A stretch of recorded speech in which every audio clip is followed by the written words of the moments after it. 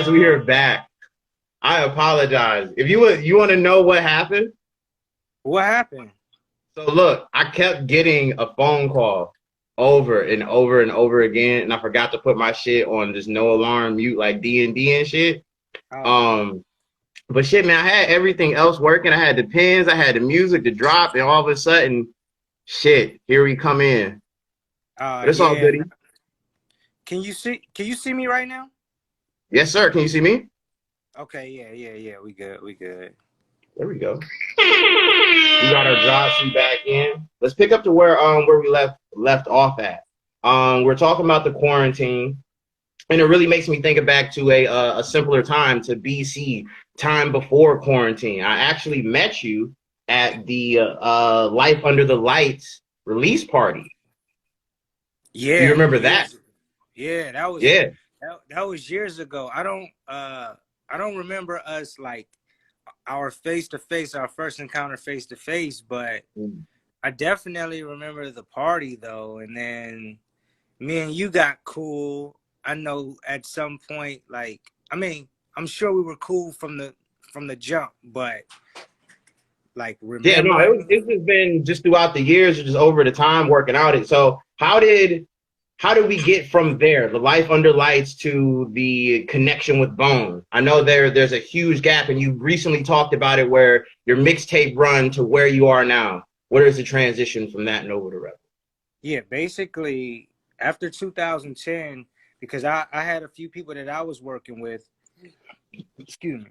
And so after a while, I got signed to another label. I got signed to a more local label. Mm-hmm. And I got signed with them in maybe 2013, I want to say. I was with them. I was with them when I made my song All in My Business.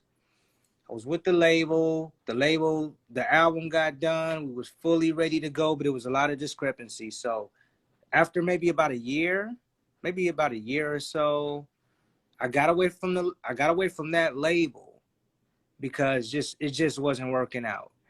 And I went back to the studio to re-record the album that I just basically submitted to that label.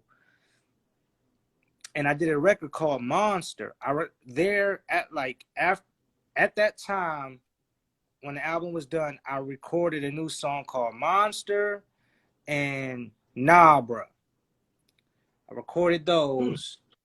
And so I incorporated those songs in the album and I took a couple of other songs off. And so then I uh I was promoting Monster. Me and my team, we were promoting Monster, and then a certain person heard it and they were like, "Hey, I know such and such who knows such and such," and so they let From that there, person hear it. And basically it was me promoting that got the attention of Crazy. And so Crazy's like, "Yo, who is this?" And so they like, this kid Nova, he from the city and everything, blase whoopty skip. Because Crazy's not here, he's in Cali. So you know, he over here. yeah, that person told him like, "Yo, this is Nova, man. This dude is nasty." And so Crazy was like, "Yeah, dude, dope." So they had the conversation, and then me and Crazy end up getting on the phone. We got on the phone conversation after a while, and that was when I gave him the chorus. I sung the chorus to a song that I was creating called "Love My City," where Crazy actually picked the beat for "Love My City." So now, mind you, I have in my head, I have this chorus set for when I talk to Crazy. I forgot the chorus.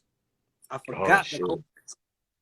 So I had to think of another chorus, and I thought of it. So actually, the chorus on "Love My City" was not the original chorus.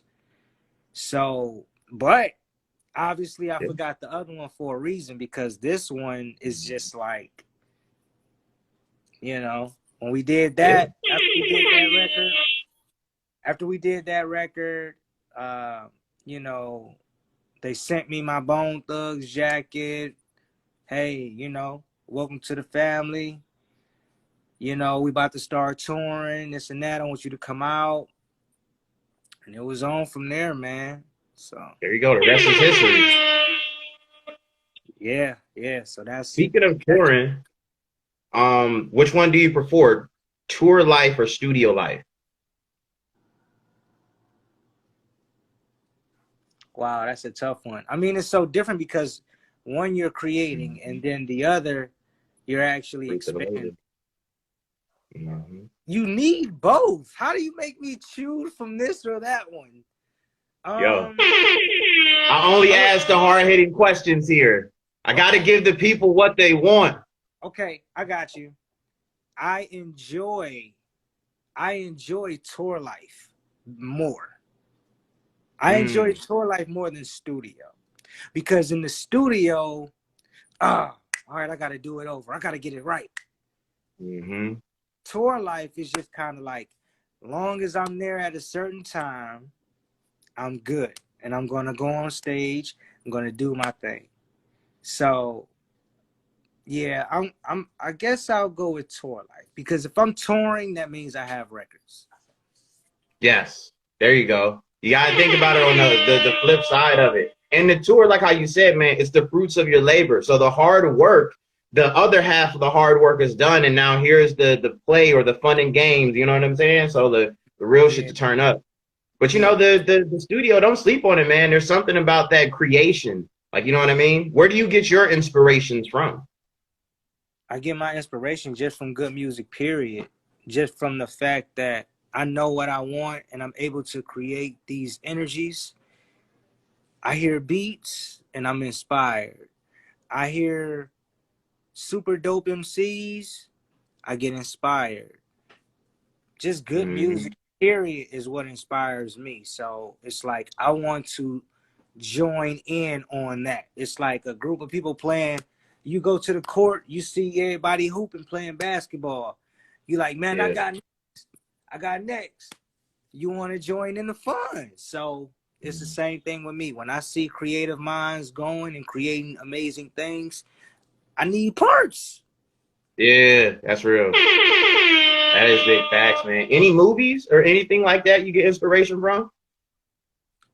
Movies, I mean, I do get inspired by documentaries a lot of the time because it's telling these stories and these stories I can in a sense always relate to. And it just kind of Mm-hmm. shows me, how you can learn from someone else's mistakes, or you can just learn about how to deal with people through others. So with that, yeah. Yeah, Documentaries I for the feel you. most part really inspire me to see where they came from and how far they're going, and just kind of incorporate that in what I do. Mm-hmm. Have you been watching Tiger King? I literally just watched it uh Easter. I watched it Easter and then the day after to finish it Okay. out. Because since Okay. it's 8 episodes, so I got Mm-hmm. to like number 5. So then I went and watched the rest of it the following day. So yeah. Word. Okay. Why? Well, I know we're getting off the tracks here, but do you think Carol Baskin killed her husband?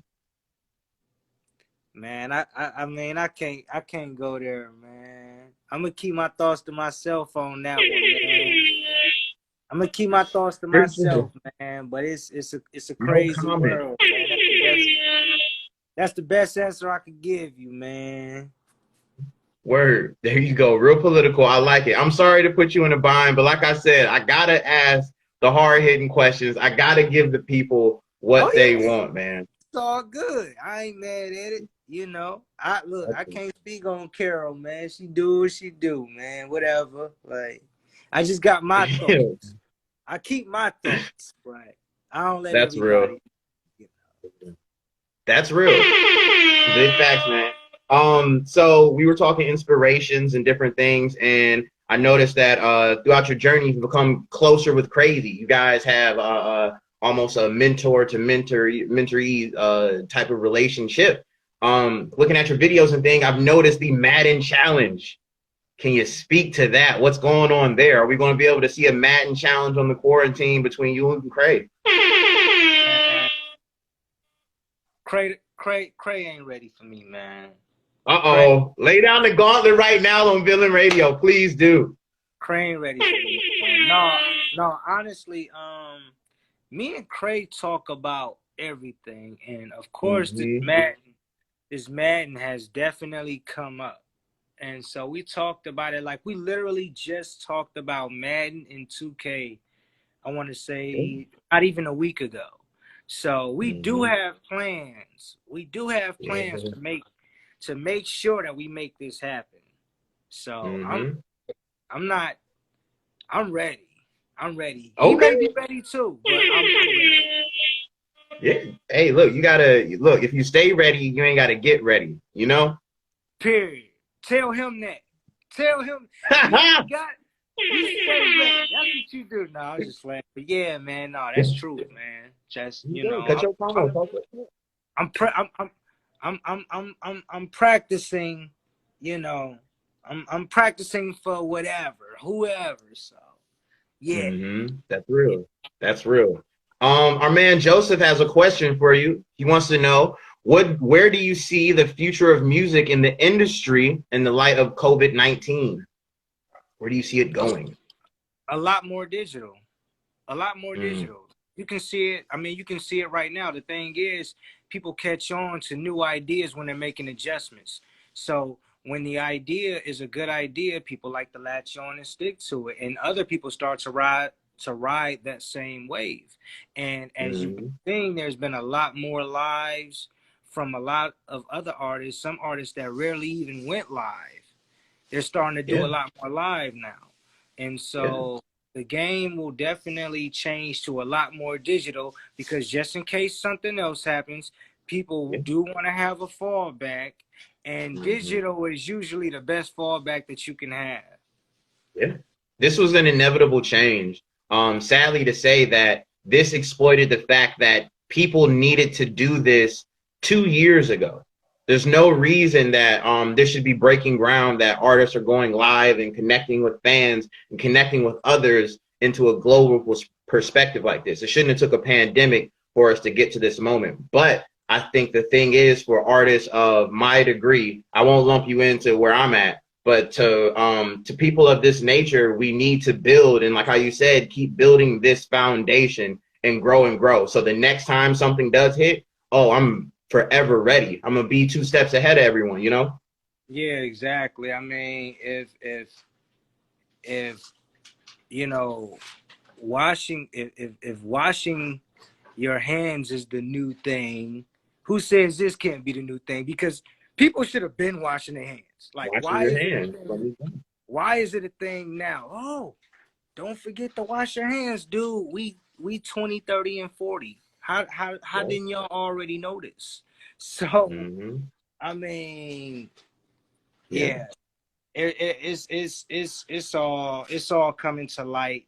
It's all happening now. Like you said, it should have been happening, but better late than never. And so now you're seeing more artists jump Yeah. out, going live, Q and Mm-hmm. A's. Yeah. I didn't even know Connect you with your use. fans. I Connect didn't with even your know you used audience. your Instagram, huh? Hmm. I say it's like how you said. A lot of people now are doing this thing where they're connecting to their audience and really, really broadening the spectrum of what they can do. We've seen way more good come from Instagram lives. The beat battles and the producer battles and things like that. Man, that's evolutionary for the culture. You know. Yeah, yeah. It definitely elevated a lot of things, but when things start to break ground, that's what's going to happen. And so now you're seeing more people trying to throw their own album Hmm. battles, Cash Money Yeah. versus No Limit. Who you got? Come through Friday night, like. But that's what Yeah. happens when something good starts Hmm. to happen. People start to ride that wave. You know what I'm saying? Absolutely. Big facts, dropping gems, dropping gems for him, man. That's real, man. I saw you were talking about I believe it's the rise of the underground, the project. Can you touch more onto that? What's going on there? Yeah, the Rise of the Underground project, it consists of young artists coming up. They're trying to build their fan base. And so basically what it is about taking a lot of various artists. We all, you know, put them on one project. And I travel city to city. Not everybody's traveling city to city. So when I do, you know, what I was doing before this whole pandemic started, it was about pressing all of these copies up and going to Yeah. different cities and just promoting, pushing it around, not even selling it, but just for free.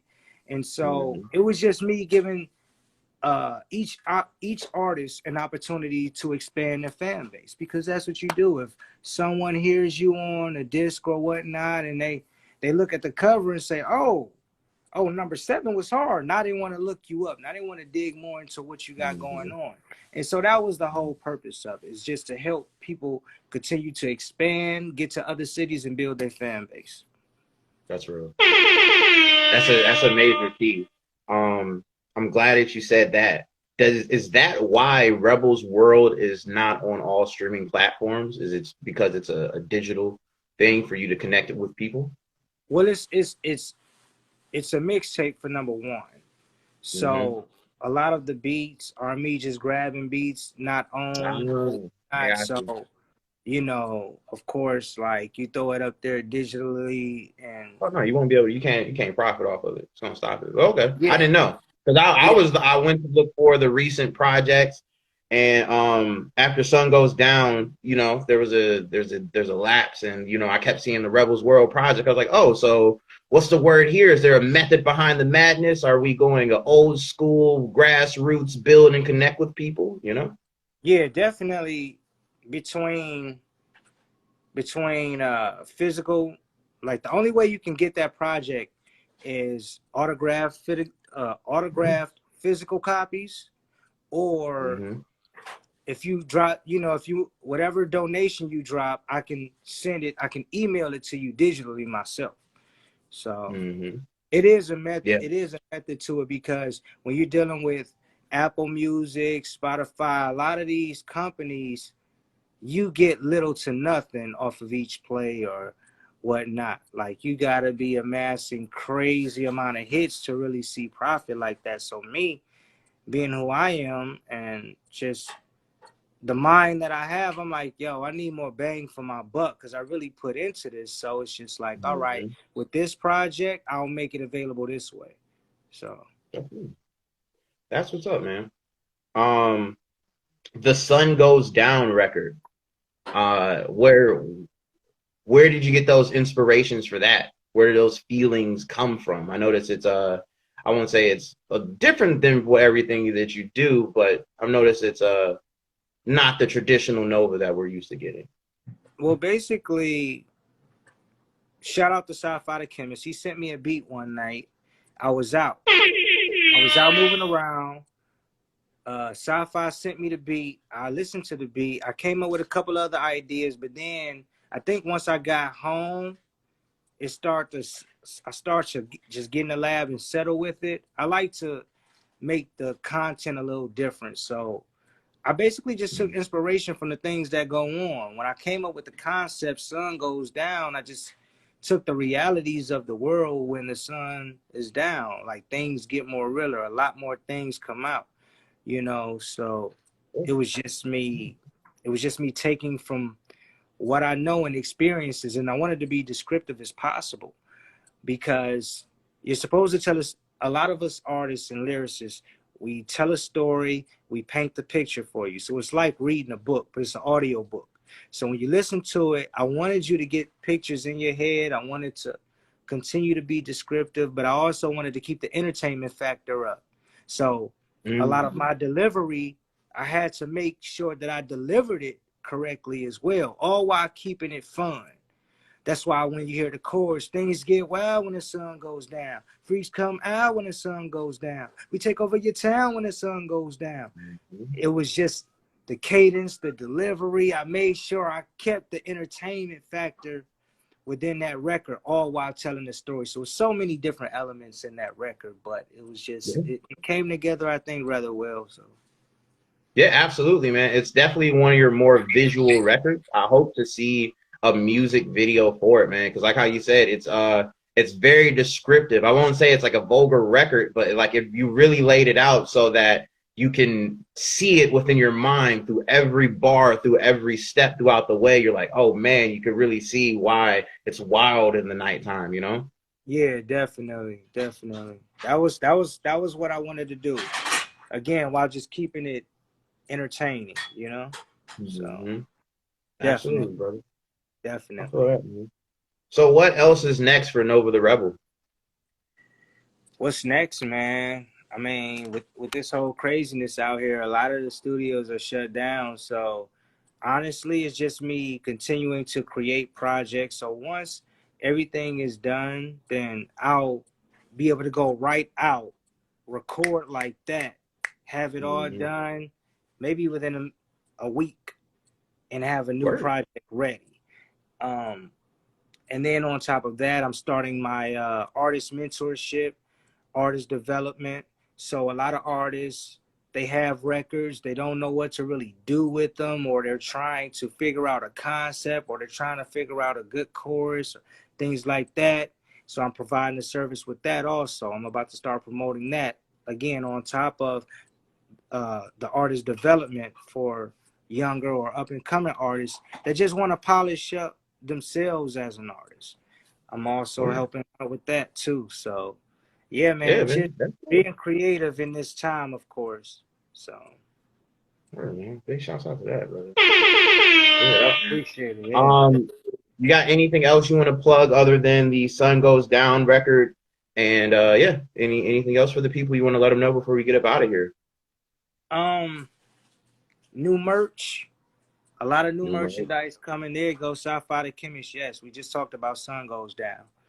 Um, Mm-hmm. a lot of new Nova the Rebel merchandise, hats, T-shirts, wristbands, CDs, digital copies, whatever you want Nova the Rebel, we will have. We either have it or we will have it. A lot of my merchandise has been sold out right now. Like Mm. everything, almost everything is gone. So, and then within this time, a lot of people not really trying to receive packages and things like that because of the pandemic. So it slowed a lot down, but a lot of Nova the Rebel merchandise will be available. And we're also going to have the Nova the Rebel website that's also coming as well. So keep a lookout for that. For those that are not Oh, following, shit. you see the pin tag at the bottom. Definitely follow me. I got a lot coming up. And I do also always have my jam sessions at night now where Oh, I'm kicking back and I'm playing a lot of old school music, some new school, a little bit of me, and we just kick back. We have a good time. We chill and just very take good. it easy, man. So the jam sessions, Promote the it, Nova the man. Rebel merchandise, the Nova the Rebel school, online school, the mentorship. I got a lot going on, man. So Yeah. I'm staying busy. Yeah, no, you are, brother. I agree 100%.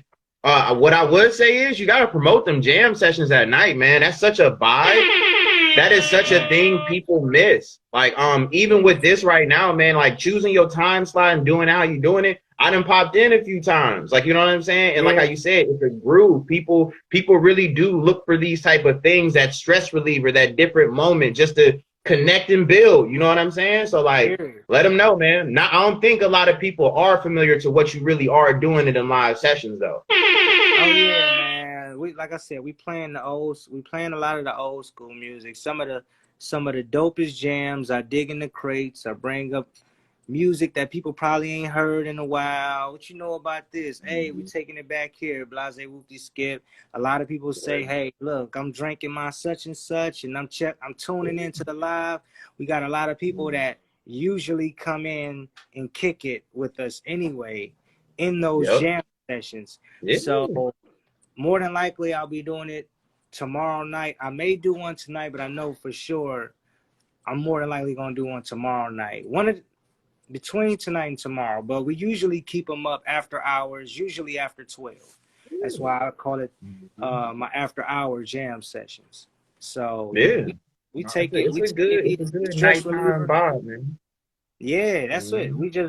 We just in there and we vibing. So Yeah, man. And after 12, if you see me on live, 9 times out of 10, that is exactly what we doing. We in there, we jamming, we cooking, we kicking it. Word. Hell yeah. That is good, man. Well, I don't want to take up any more of your time. It seems like we touched on everything. This will be reposted on YouTube. I will shoot you the link and everything like that so you can let your followers and fans know. I would love to get you back on here to just, talk a little bit more, man. You're into the gaming world as well, so I really want to dive deep into how you think about hip hop and gaming. But you're a busy Oh yeah. man. I'm gonna let you get to it, brother. A I pleasure talking to appreciate you, you, man. man. Thank you for having me on. Shout out to everybody that's tuned in. Shout out to everybody that's commenting. Don't forget, you see the pin at the bottom. So follow Nova the Rebel. Follow Mhm. Villain Starks. You know what I mean? You already Lifestyle, know. lifestyles of the fresh. I appreciate y'all, man. Thank you once again for having me. And y'all stay blessed and stay safe. For sure, man. Peace, brother. Peace.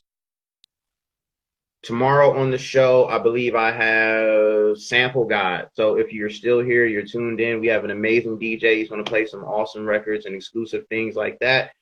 This has been Villain Radio Live, and this will be reposted on Lifestyles of the Fresh YouTube. All that good business is in the link in my bio.